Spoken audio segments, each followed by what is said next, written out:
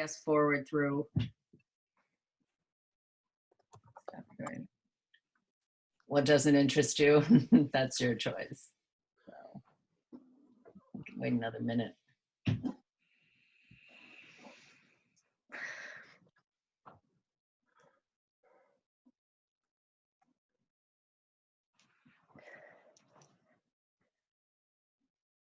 So folks, we like only have one more class after this. Oh no, you have presentations next week. Never mind, I lied.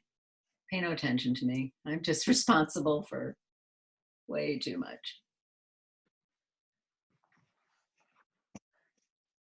How's everybody doing?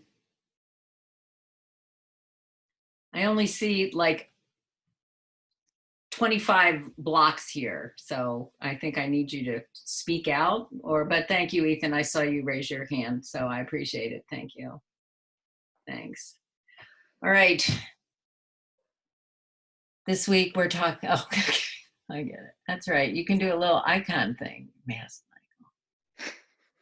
I appreciate the ability to maintain. Thank you, Jack. This is great. All right. Have you, oh, Amanda, did you ever get any feedback? You said that they sent out questionnaires for. Yeah, no, I didn't get any back yet. Do you remember who it was to? No, they didn't like give us an email. They just said, yeah. Yeah. How many of you think this is going to be the setup for the fall? Yeah. I have no idea. I have no idea. I just got an email about how we should just, you know, like be preparing for whatever. And I think we're already doing whatever. But I heard that if things aren't ready to come back, they might cancel the fall semester, make fall, spring, and then summer. Oh, okay. That I hadn't heard. Because I don't need to work. You completely made up though. I have no idea. I don't need to work, but I also don't need anybody to be risking their health. And this is a difficult type of learning situation. Do any of you know anybody who takes classes online? I mean, is this like a thing? Or when I have a friend who does online classes, but I don't know that she ever met with them. Like that. Do you know anybody who does this, who takes classes online, what it's like? Yeah, I think from what I heard from people that take classes online, they don't usually like Zoom or meet weekly. They'll usually just have assignments and have them due by like the end of the week or something. Something like that, yeah. I think I hate that. But my filters are starting to decrease. It's a good thing the semester's almost over. All right, well, let me share my screen and review what we're going to do today.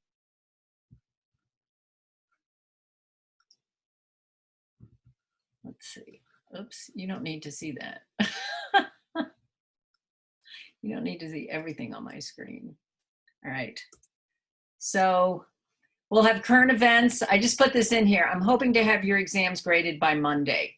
And my first thought is that what I will do is post the grades and post the answers to all the questions.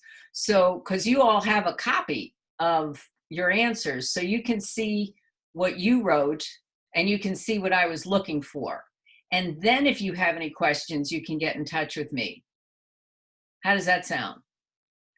And I say that basically because I don't want to write comments on everybody's exams. If that's what you want, I would, but what about my first option?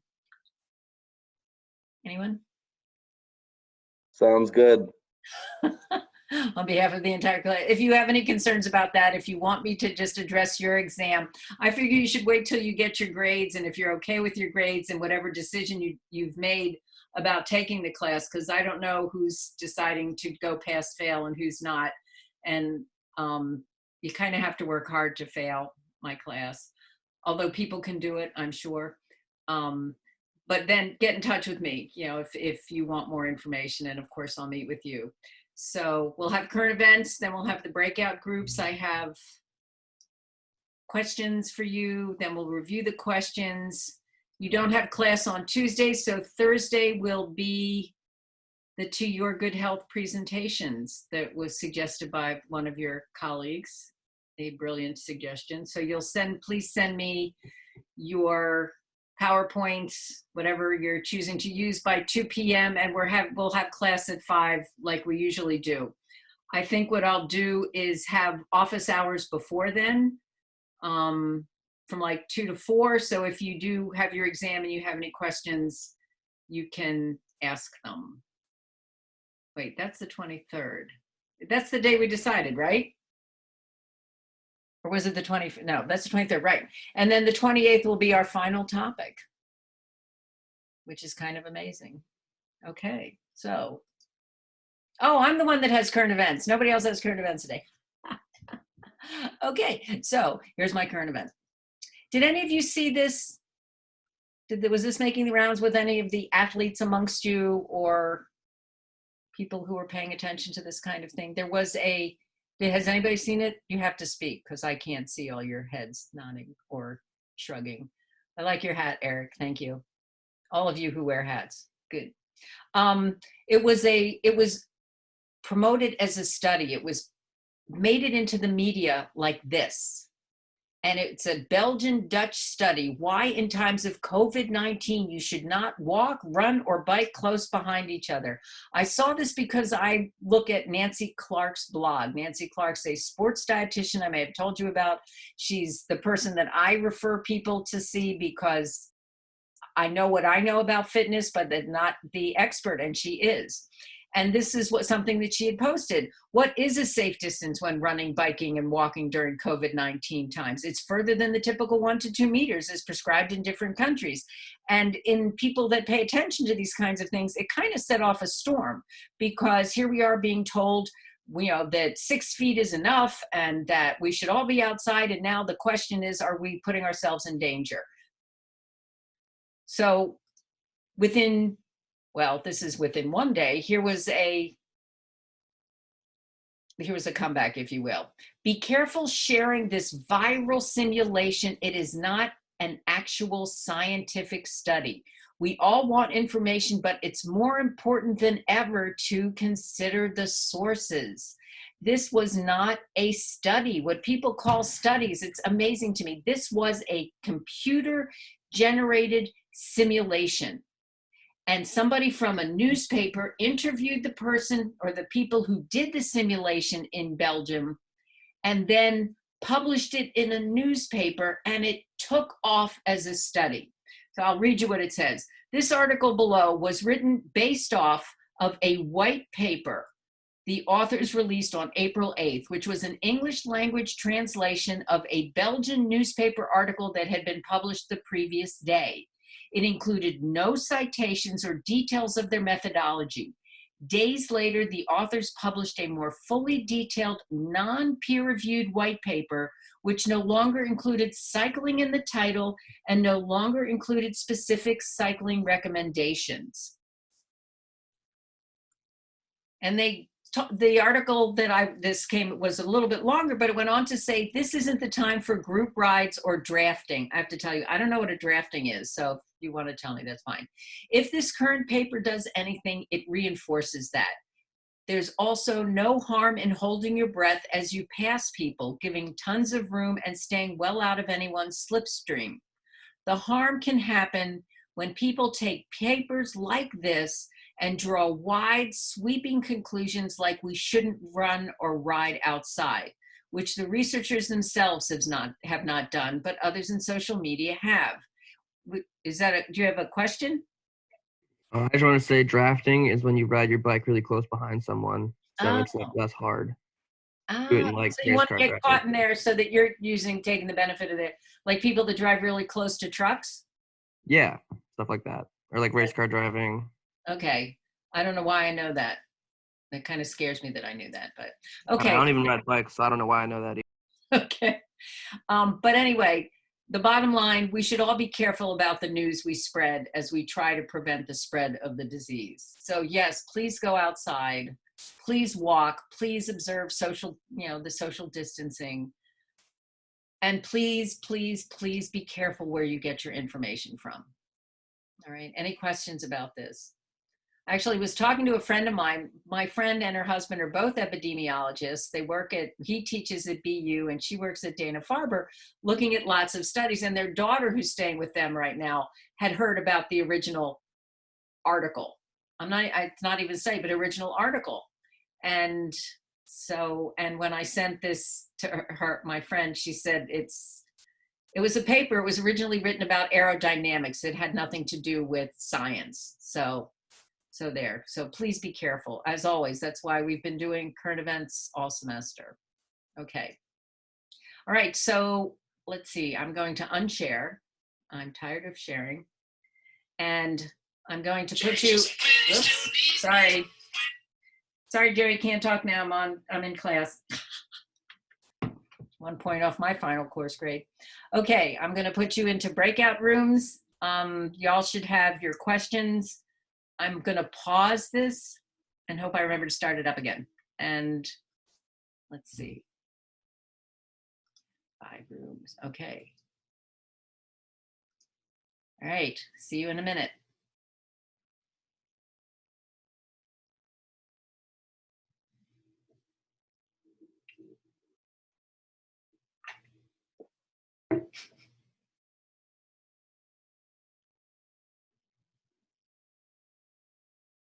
Fad, are you not going to a room?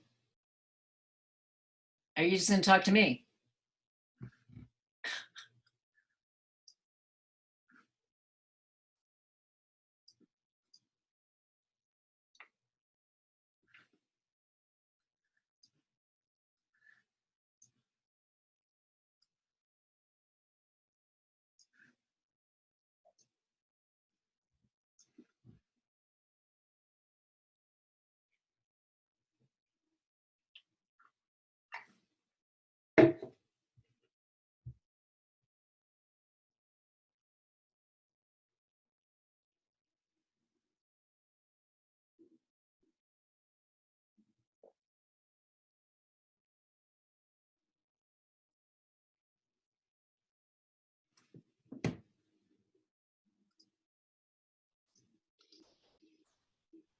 Okay, I just want to tell you folks, this is one of my favorite questions, so no pressure.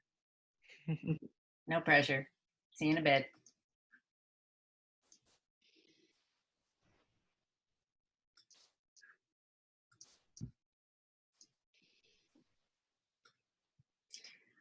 Hi, folks. So this question is really subjective, all right? This is an opinion question, and something that you may or may not ever have to think about, but except for right now. So I'm asking you to consider some of these different situations.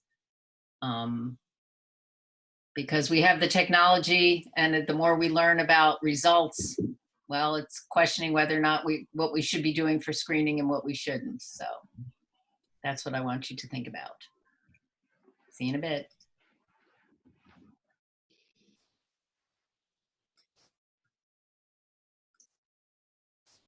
Kind of what you just said. Okay. Yeah, that sounds like a way better version. You guys rolling on this? You have a clue? Mm-hmm. Okay, good. Be brilliant. I'll see you in a bit.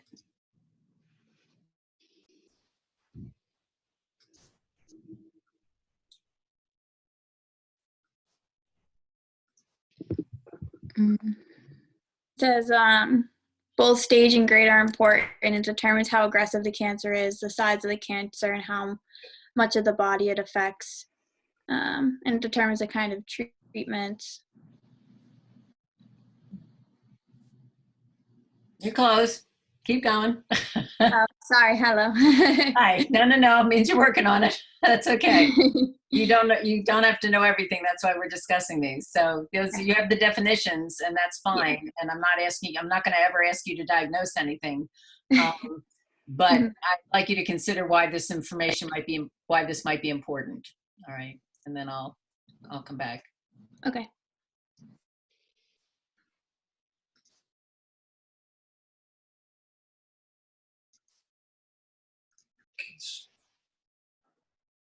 How's it going, Professor? Aw, you're asking about me? Yeah, of course. You already have all the answers? Excellent. I'm frazzled. But I'm fine. How are you? We're good. Yeah. How are you faring during the apocalypse? Like, all right, I guess. Pretty boring. I never thought that I would be so excited to have my friend's son come over to pick up the comics on Sunday. Yeah. That's But fine. what that has to do with apoptosis and angiogenesis, I can't say. But if you want to relate the two, I'm happy. Did you guys answer it already? You guys have it all down? We're still looking for the answers. I think it's on one slide. In the, Yeah, I see apoptosis on one of the slides, like the cell death as compared to normally the cell growth being carefully regulated.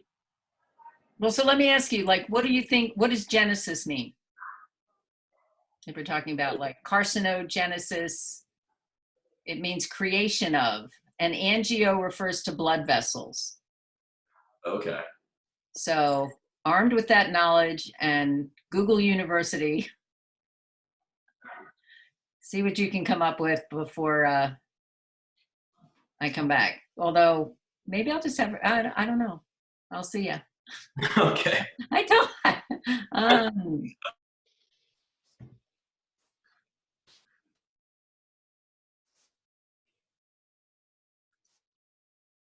Feelings towards screening tests. I mean, I guess just saying that the screening tests don't necessarily offer as many benefits as maybe some of the statistics look like.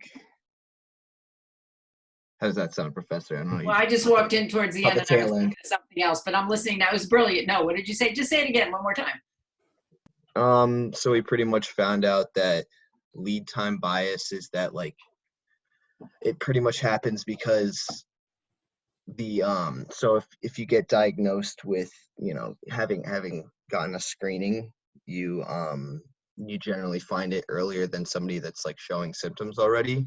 Mhm. So it kind of affects the statistics in that it kind of shows that the survival ranks would be longer, even if you're pretty much going to die at 70. It might look like somebody survives like 5 years after they got diagnosed rather than only like 3 if they didn't screened early. So we're just going to say that, you know, screening definitely doesn't really change too much. It's more emphasized on like how much treatment you're getting, I guess. Well, and that I don't know. I don't know it depends on the tumor. It depends on the person, and it depends on the kind of healthcare consumer you are. And that's where some of the other questions came in. You know, say you have a screening test, and I asked this in one of the other groups, you have a high PSA number. What does that mean? Can you wait? Do you have to have surgery? If you have cancer, would it have been fast growing? So there's just a lot of unknowns. There's a lot of unknowns. And somebody in my other class had said the thing about lead time bias, they were saying what you were saying was that it could give you a false, you could wind up worrying more than you needed to, right? I mean, if both people in the example were going to die at 70, I'd rather have found out at 69 than spent those years worrying. On the other hand, what if, because we don't know about lead time bias, you decide not to get tested? And it was something that was fast growing, and it was something that could have been taken care of had you treated it sooner. It's, there's not a lot of, I mean, this doesn't have there's a definition, there's an answer for lead time bias, but how you feel about it and what does it do towards you as a healthcare consumer, that's something that you're going to have to think about as you go into the market. So that's what that was about. So kind of summarize that, kind of see what I'd be curious to know what your different opinions are, but once I leave the room, I can't tell you what to do, and then just go back and we'll see what, we'll see what everybody else's answers are. And if you want to have your appointed speaker. So I'll see you.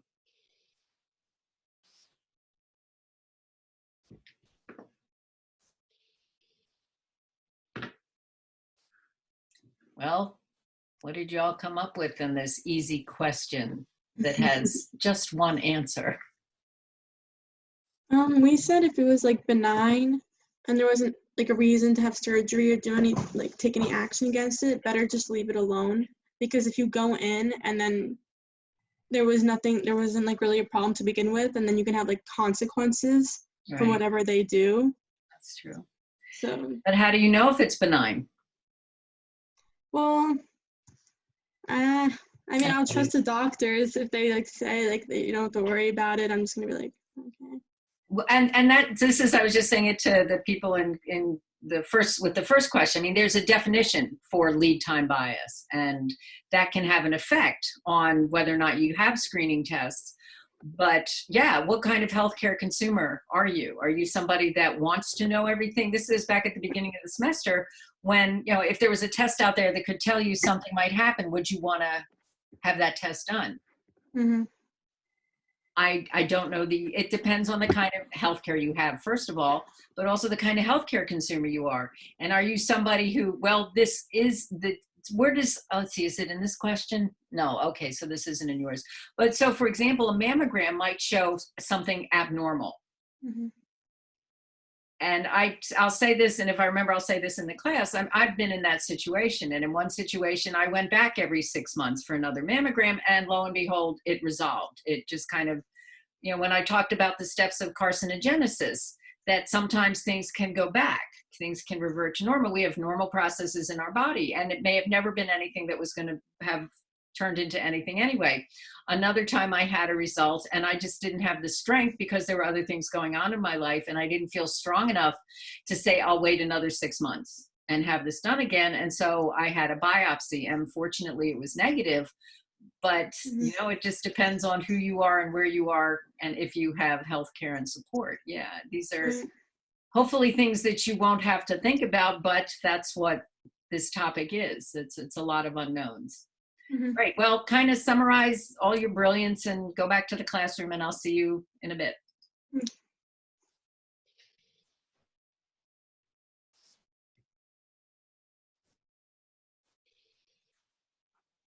And what answers did you come up with today, folks? So running through the questions that you asked. So side effects of chemotherapy include hair loss, nausea, easy bruising and bleeding, infection, and anemia. Where radiation causes skin problems such as dryness, itching, blistering, or peeling, also fatigue. Mm-hmm. And in the cases where chemotherapy and radiation wouldn't be used, something like gene therapy and immune therapy can also be used, which you talked about in the PowerPoint. And then if there are instances where you can cut out the cancer, that's also preferred. Right. Chemotherapy kills cancer cells and regular cells, and isn't usually the first option. Also, some cancers can be located in areas that may be invasive to try and kill. Like try to get at the cancer. Like Right. I don't know if radiation therapy would want to use the brain, since a lot of vital stuff up Sometimes there. you want to reduce the size of the tumor, and you might use that. Yeah. Mm-hmm. And then I also did a little bit of outside research and found that chemotherapy is used to treat advanced stage breast cancer in a stage called metastatic cancer. I forget if that was covered in the PowerPoint, but I think it's worth adding. So what I want you to do with these two particular treatments, I mean, the three main treatments, the ones that are coming up, and when we get back into the classroom to share, you know, are the three older ones, if you will, are surgery, chemo, and radiation. Now, immune therapy and gene therapy are new and exciting, and someday it would be nicer to have those, because surgery is the actual physical removal of a solid tumor. I'm not addressing blood cancers in this particular question, like leukemia or lymphoma. Radiation would be used, it's a targeted treatment where a beam of radiation is like targeted in a specific place. I actually did my graduate research in a radiation unit with patients, but anyway, they will tattoo an area and try to target the beam on the tumor to shrink it or to get rid of it. And that's like for a solid tumor, you know where it is, and let's say it hasn't spread. Chemotherapy is a systemic treatment. Radiation is localized. Chemo is systemic, meaning that it may have metastasized. It may have gone throughout the body. And so you have that treatment because it's going to target all rapidly dividing cells. And when I ask about side effects, what are some of the side effects what are some of the most common side effects you hear about with cancer treatment? Hair loss. Hair loss. Hair loss, nausea, mouth sores, and that's because these treatments target rapidly dividing cells. And the cells in your mouth are replaced every 3 days. The cells in your stomach and your hair, they're rapidly dividing cells. So those are the ones that are also affected. That's why if these targeted treatments like gene therapy and immunotherapy work, those will just target the tumor and nothing else. But chemo is systemic. So that's why all healthy cells are affected as well as cancer cells. Okay, so, all right, so you can summarize it and then I'll see you back in the classroom, back at That Hogwarts. sounds good.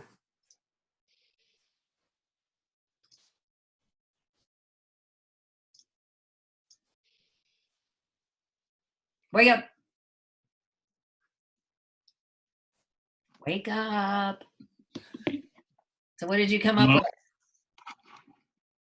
So we have the grade is based on the shape, and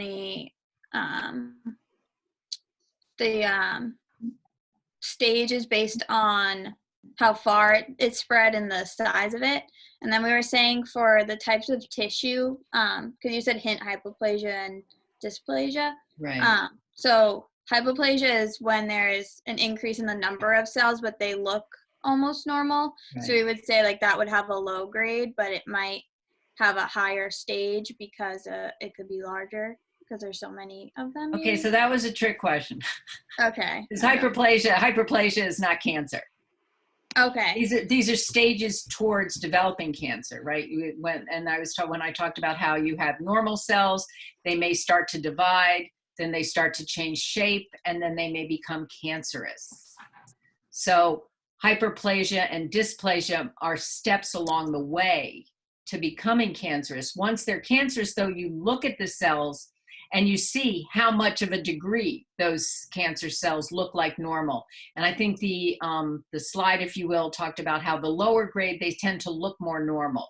Mm-hmm. So that's why, you know, the hyperplasia, dysplasia is thrown in there as a wrench. But they're not normal. They've been shown to be cancerous, but they haven't progressed to, let's say, a higher grade where it can affect, and the idea of these is to determine what kind of treatments might be more effective. Mm-hmm. Okay.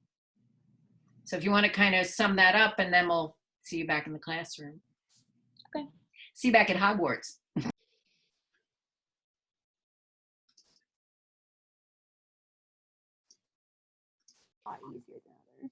All right. What has Google told you? So basically, apoptosis is a form of cell death in which a programmed sequence of events leads to the elimination of cells without releasing harmful substances into the surrounding area. It plays a crucial role in developing and maintaining the health of the body by eliminating old, unnecessary, and unhealthy cells. So as for angiogenesis, the mechanism of blood vessel formation by angiogenesis is initiated by the spontaneous dividing of tumor cells due to a mutation. These angiogenic stimulators are then released by the tumor cells, and they travel to already established nearby blood vessels and activate their endothelial cell receptors, which can lead to the development of cancer. Okay, so I'm just going to show you. I'm just going to see. Can I just share with you guys this?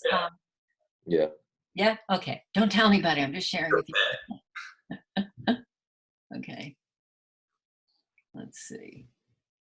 Oh, no. Okay, share.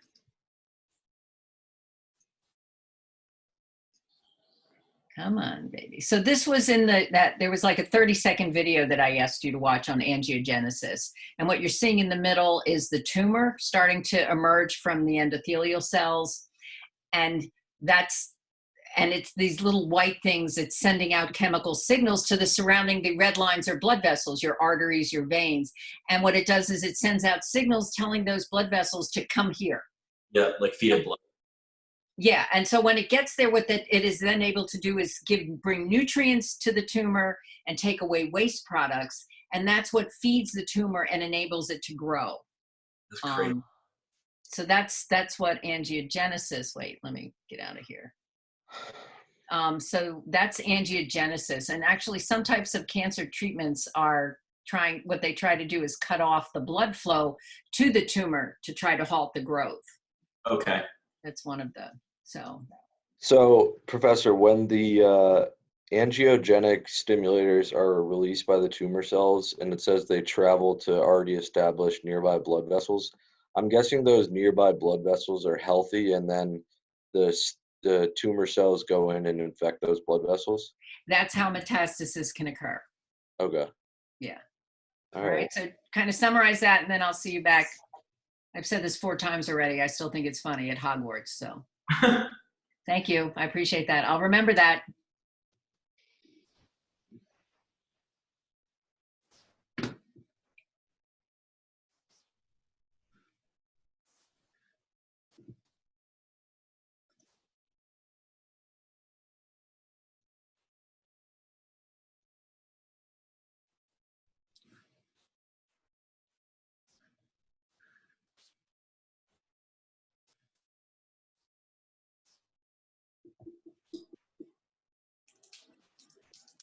Okay. Let's start recording. Please don't forget. Zoom. Okay, sorry, say that again. Say it again. All again, all right.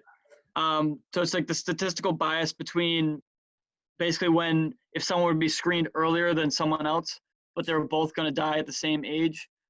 In the scenario they're screened earlier, they would look like they would live longer after the diagnosis.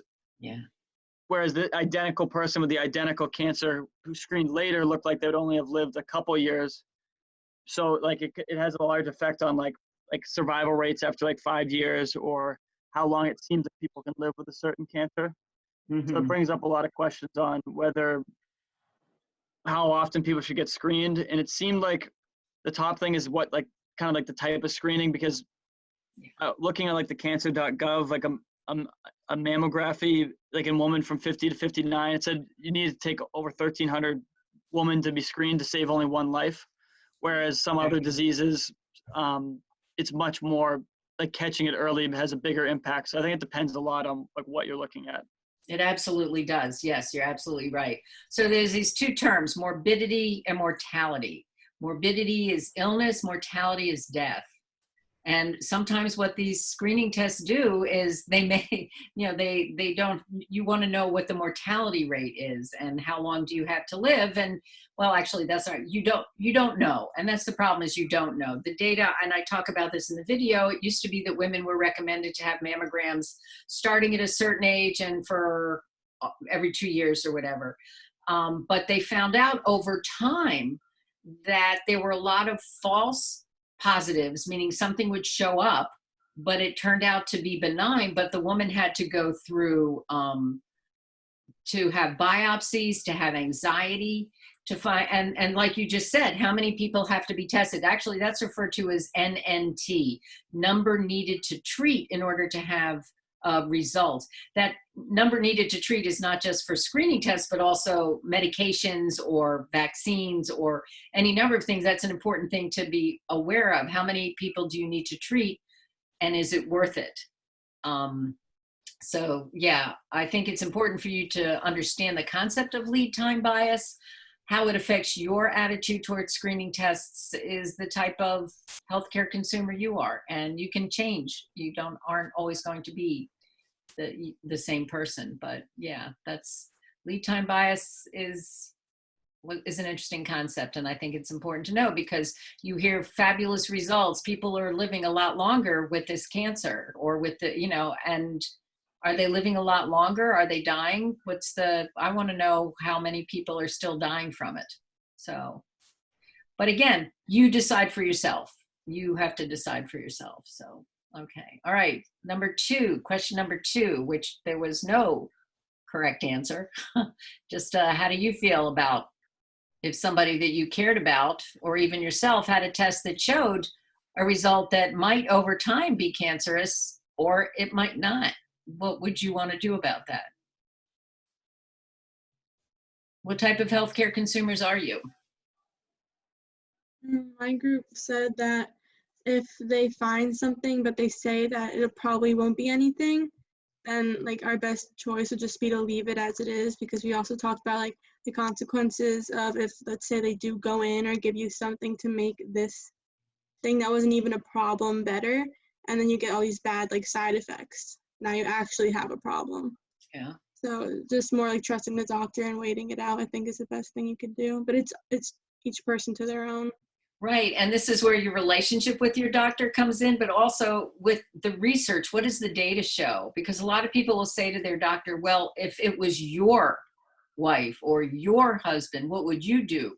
The thing is that what you want, or do you want to know the information based on the latest data? And that's what you have to decide. Okay, so my husband's in the other room, but so he's had PSA tests, right? This is to look for prostate cancer. And 2 times the numbers were high. And the recommendation was for a biopsy. And so, and I say we, but nobody touched me, but I've had my own stories. And each time it was negative. There was nothing, you know, it wasn't cancerous, it was benign tissue, but he had to go through the biopsy, which is painful.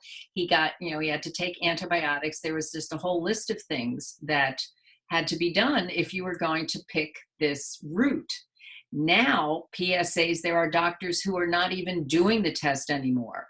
And I think I talk about this in the video, that a lot of doctors are not even screening men for prostate cancer because many people will die, most people will die from, men will die from other things. And then at the autopsy, they may find prostate cancer. What we don't know, or what you don't know unless you have a biopsy, is whether or not it's a fast growing or a slow growing tumor. And that's the same with mammograms and breast cancer. You may see something on a mammogram. Can you wait and go back and have it tested again? Can you have another mammogram? Do you have to have the biopsy? I hope you never have to make those decisions, but you probably know people who have. And you make it on the best information that you have, or on the best kind of, you know, the person that you are. If you're the kind of person that has to treat everything, then if you have the insurance, it's what you have to do. You have to be able to make peace with the decisions that you have and not regret them. I think that's my main thing, is that you shouldn't regret the decisions that you make. Just try to make them on the best available information. All right, number 3, chemotherapy and radiation. This is where I would be showing you dog video movies if we were in class, because the topic is not a happy topic, but here we are. How do chemo and radiation work as treatment for cancer? What are some of the side effects of these treatments? Why do you think these side effects occur? And how are they used? Right, so radiation therapy is a targeted treatment where a beam of radiation is targeting a specific area where the area of cancer is known to be. And side effects include skin problems such as dryness, itching, blistering, or peeling, also fatigue. And chemotherapy is a little different. It's a systemic therapy for when cancer may be throughout the body. And chemotherapy targets all areas with rapidly dividing cells. Side effects of chemotherapy include hair loss, nausea, easy bruising and bleeding, infection, and anemia. And the treatments target rapidly dividing cells, such as in the mouth or in the stomach, which is why the side effects tend to be in those areas, since the cells there are rapidly dividing. Right. So in the video, I give you a number of different treatments: surgery, chemo, radiation, gene therapy, and immune therapy. So surgery is the physical cutting out of a solid tumor. What I didn't address in this question are the blood cancers, leukemia and lymphoma, because those are already in the system and they have a different set of treatments. So surgery would be to remove a solid tumor. If the tumor's too big, they might do these other 2 treatments or a third treatment to shrink it in order to remove it. Sometimes that happens with lung cancers or brain tumors, to shrink the tumor so that it can be removed. The radiation, like you said, absolutely, it's a targeted treatment. So you localize a beam on the tumor and you shrink it. And surrounding cells can be affected. There are side effects, and there's side effects of radiation, of which exhaustion, absolute exhaustion, and it's cumulative over time. So somebody might feel good. Well, anyway, you don't know that. And chemotherapy is what's called a systemic treatment. It's given to you intravenously, so it goes throughout the body. And it's given once you may have found a metastasis, if a cancer has spread. So you don't know where it could have spread. So the idea is that you send these toxins, if you will, throughout the body to try to destroy any rapidly dividing cells. And that's the thing about cancer, is that it's rapidly dividing cells. It's not listening to the signals that it's supposed to. Well, those of you with the last question can answer that. And so the hair, the cells in your mouth, the cells in your stomach, those are rapidly dividing cells as well. And that's why the side effects include nausea and vomiting, hair loss, and mouth sores, because systemic treatments affect rapidly dividing cells throughout the system. So yeah, that's what that's about. Okay. Group 4, what's the difference between staging and grading? Yeah. So grades are based on the shape of the cells. So there's low grade and high grade. Low grade is where the cells look almost normal, and this is like the less dangerous. And then high grade is where the cells look abnormal, which is more dangerous. And then the stages is based on the tumor size, penetration, and spread, so how big the tumor is and how far it has spread. And both of them really determine the treatment for cancer. So it determines how aggressive the cancer is, the size of the cancer, and then how to treat it. Right. So that the grading has to do, well, yeah, the grading, when you look at, the staging is you look at the size of the tumor, and you also look at lymph nodes. Sometimes, and I'm thinking of breast cancer, but if a woman has been found to have a breast cancer, they'll take out the tumor, and they'll take out some of the lymph nodes. Those are found under the arm, to look at whether or not there's cancer cells in any of the lymph nodes. And that's one of the ways they can determine whether or not there has been any spread. So yeah, that will determine if there's no spread, or if there's only spread to what's called the sentinel. You don't need to remember that, or one lymph node or more. If it's only one, then perhaps just surgery is sufficient. If it's spread to more, then they might look into doing chemotherapy, because if there are more lymph nodes involved, that means that it's traveled farther from the site of origin. So yeah, okay, thank you. And what is the difference between apoptosis and angiogenesis? And how are they related to the development and treatment of cancer? So our group found that apoptosis is a form of cell death in which a programmed sequence of events leads to the elimination of cells without releasing harmful substances into the surrounding area. It basically plays a crucial role in developing and maintaining the health of the body by eliminating old, unnecessary, and unhealthy cells. So it's good for you, as opposed to angiogenesis. The mechanism of blood vessel formation by angiogenesis is initiated by the spontaneous dividing of tumor cells due to a mutation. So the angiogenic stimulators are then released by the tumor cells. These stimulators then travel to already established healthy nearby blood vessels and activate their endothelial. Yeah, sorry. You are going above and beyond. Cell receptors, and that can ultimately lead to the development of cancer. Well, actually, can ultimately lead to the spread of cancer. Spread of cancer. So apoptosis is programmed cell death. Just about all the cells in our body, when they're born, if you will, they have a program to die. Red blood cells last 3 to 4 months. As I was saying, the cells in your mouth or in your stomach last about 3 days, and they get replaced.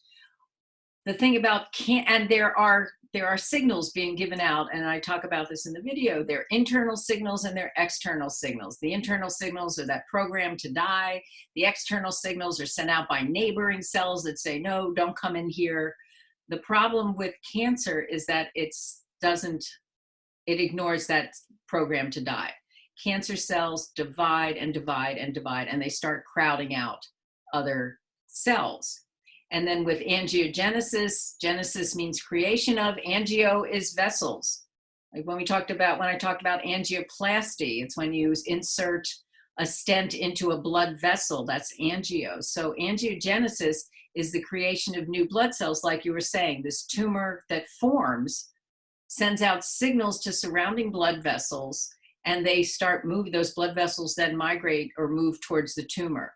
And there was a short video in these stop and watch or short videos, it's about 30 seconds, that shows a tumor forming and then red lines surrounding that tumor that are blood vessels that then grow towards the tumor. And when these blood vessels go towards the tumor, what happens is they can bring nutrients and oxygen to the tumor, and they can remove CO2 and waste. And that's how the tumor can grow. And then it can, if some of those cells break off into those blood vessels, that's how it then has a way of getting to other parts of the body and metastasizing. And that metastasis is, you treat metastatic cancer differently than you treat solid tumors. And there are some treatments out there that are targeting cutting off the blood vessels to halt angiogenesis, so that the tumor, the idea being that you starve the tumor of any nutrients, any oxygen, and that it will shrink. And that may be a treatment.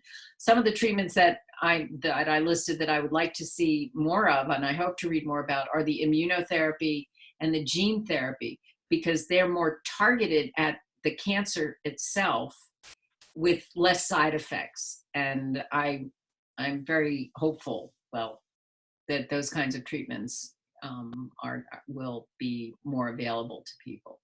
Do you have any questions about this topic? All right, let me share my screen with you and talk about what else is coming up. Share. Okay.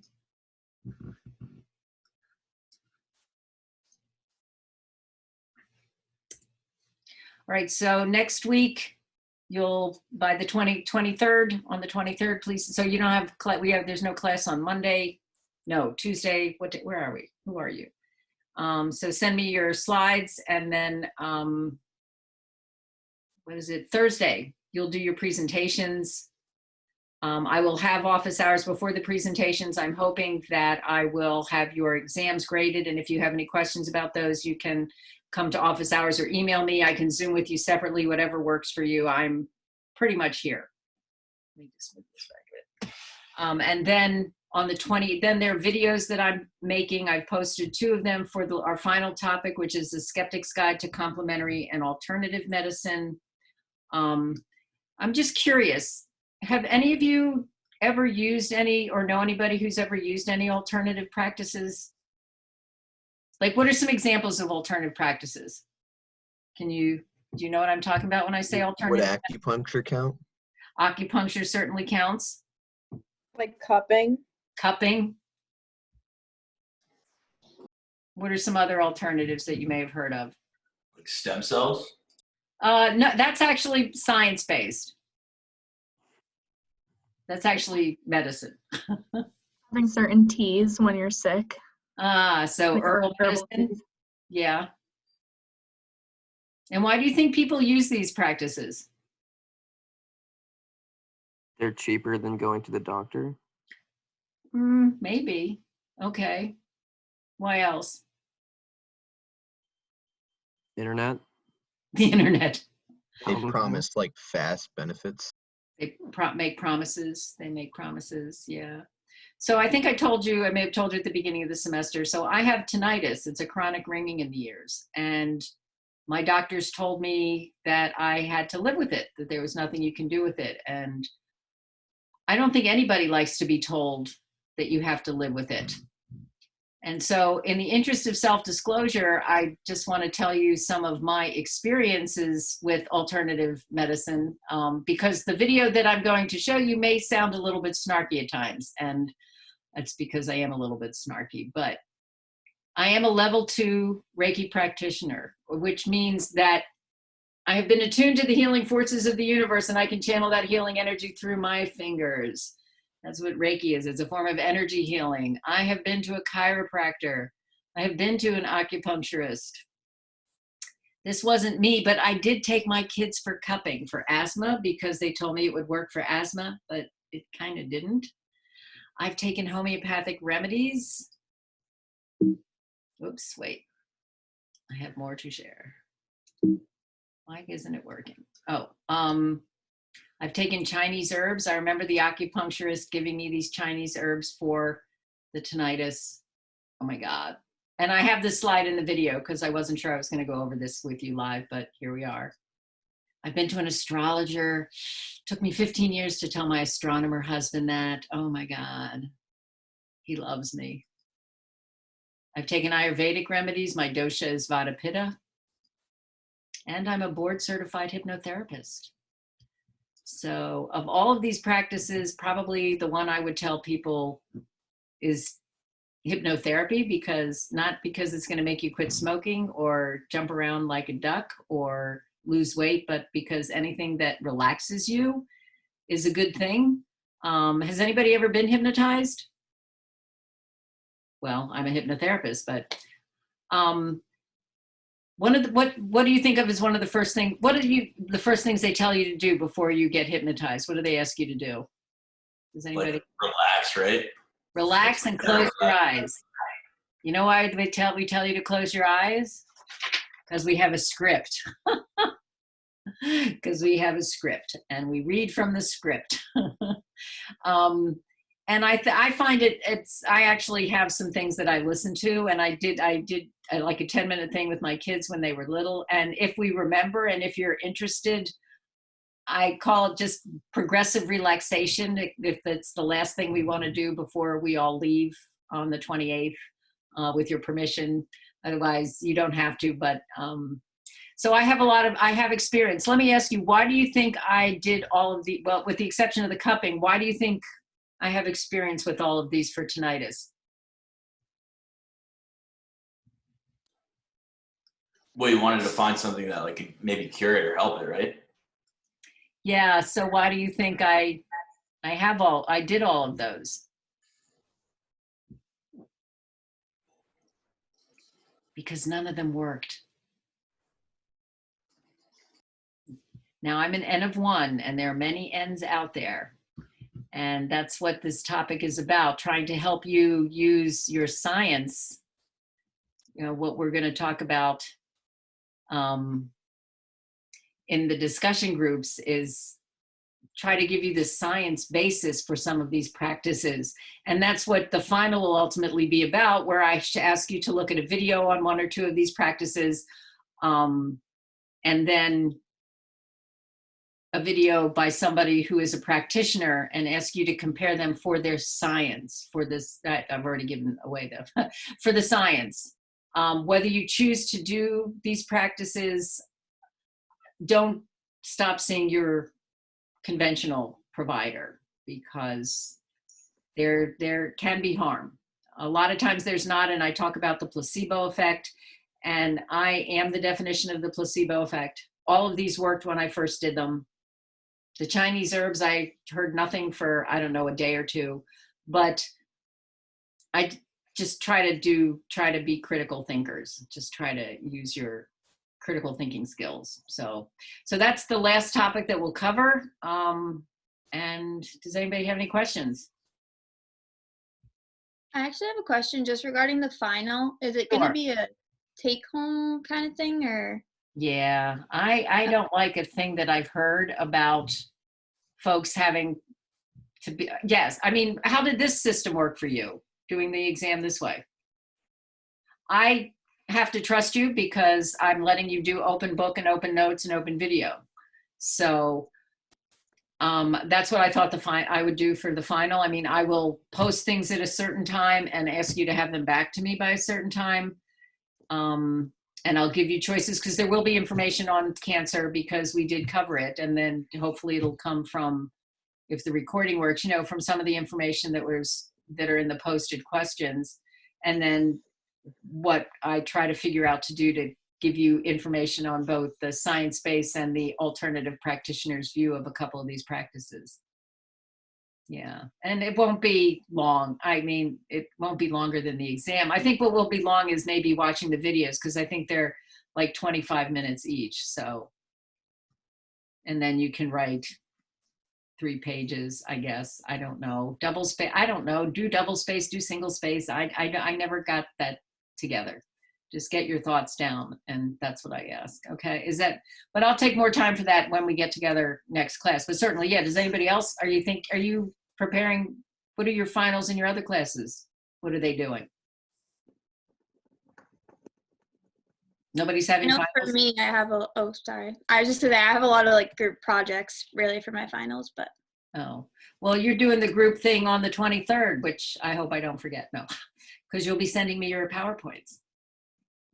And you'll just be doing a regular old PowerPoint because you couldn't be creative, and that's okay, because just being able to make it here, I think, is creative enough. So thank you. Anything else? How long should our presentations be next week? Oh.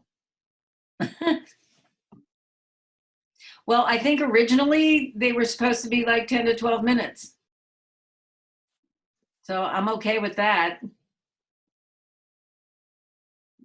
If you want to go longer, you can. I don't know. I've only had students do skits in the past, so I don't know what it's like when you're talking head. So,